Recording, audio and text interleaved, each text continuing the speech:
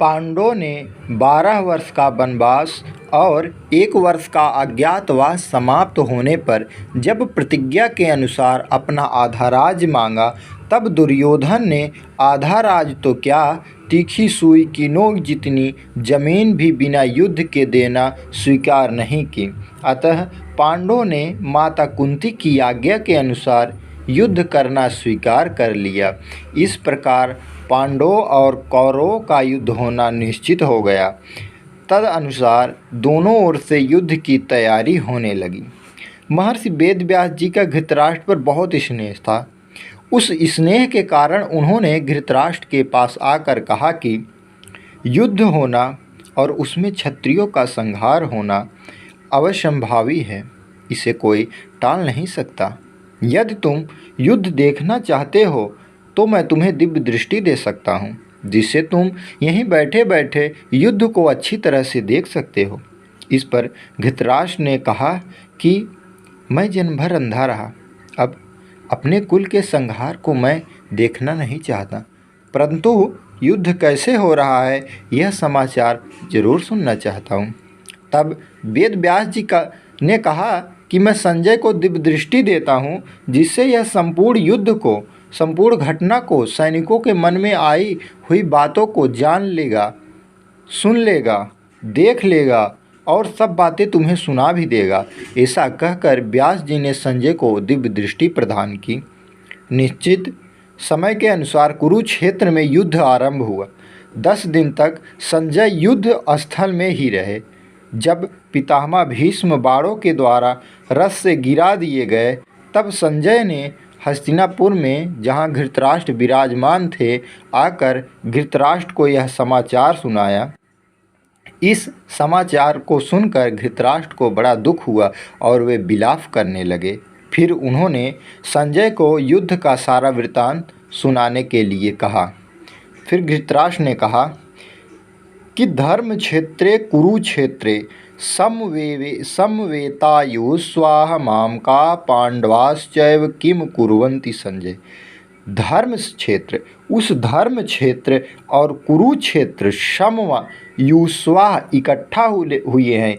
युद्ध की इच्छा रखने वाले मामकाह मेरे पांडवाश्चैव किम कुर्वति संजय। हे संजय, उस धर्म क्षेत्र और कुरुक्षेत्र में युद्ध में इच्छा रखने वाले जो इकट्ठित हुए हैं, मेरे और पांडवों के पुत्रों ने क्या किया।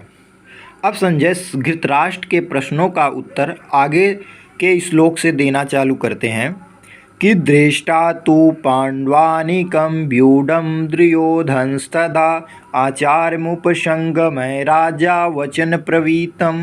यानी दृष्टा पांडवानीकं व्यूढं दुर्योधनस्तदा, दुर्योधन पांडवों की वज्रव्यूह से खड़ी हुई सेना को देखकर आचार्य मुपसंगमय राजा वचन प्रवीतम, और राजा दुर्योधन आचार्य द्रोणाचार्य के सम्मुख जा कर के वचन प्रवीतम बात बोलता है, जिससे वह आचार्य को यानी द्रोणाचार्य को अपने और अपने तरफ वह करना चाहता है।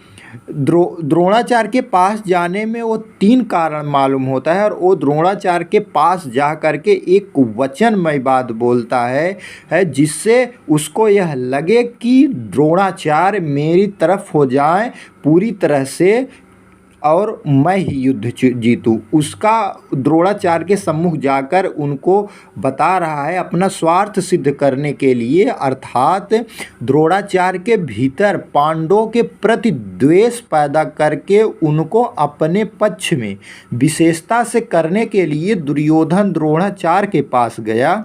और व्यवहार में गुरु के नाते, वैसे गुरु तो द्रोणाचार्य दोनों के थे, पांडवों के भी थे और इधर कौरवों के भी थे, लेकिन गुरु के नाते आदर देने के लिए द्रोणाचार्य के पास जाना उचित था।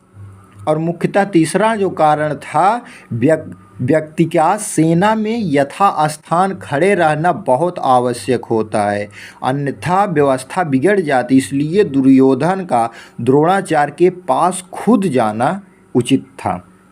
अब दुर्योधन द्रोणाचार्य के पास आए और ये तीसरे श्लोक में कहते हैं, ये भागवत गीता का तीसरा श्लोक है प्रथम अध्याय का। तो ये बोल रहे हैं कि पश्यतां पांडुपुत्राणामाचार्य महति च मूमं व्यूढ़ं द्रुपदे पुत्रेण तव शिष्येण धीमता।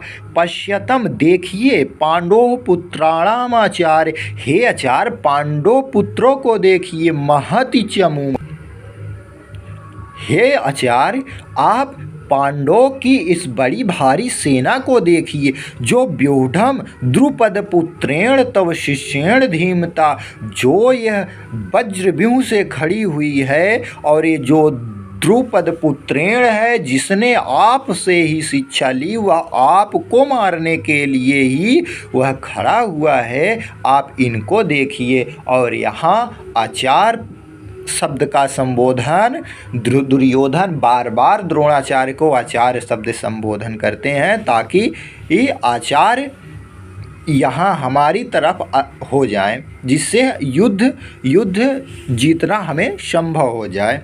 अब हम चौथा श्लोक देखते हैं।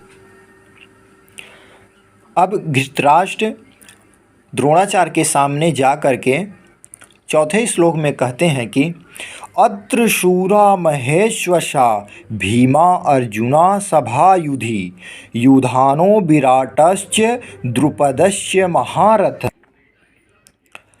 अत्र शूरो, यहाँ पर बड़े बड़े शूरवीर, महेश्वासा बड़े बड़े धनुष, भीमा अर्जुन सभा युद्धे, भीमा और भीम और अर्जुन इतने बड़े बड़े युद्ध वाले, युयुधानो विराटश्च द्रौपदस्य महारथा, युधानो और राजा विराट द्रौपदस्य जैसे महारथी इसमें हो।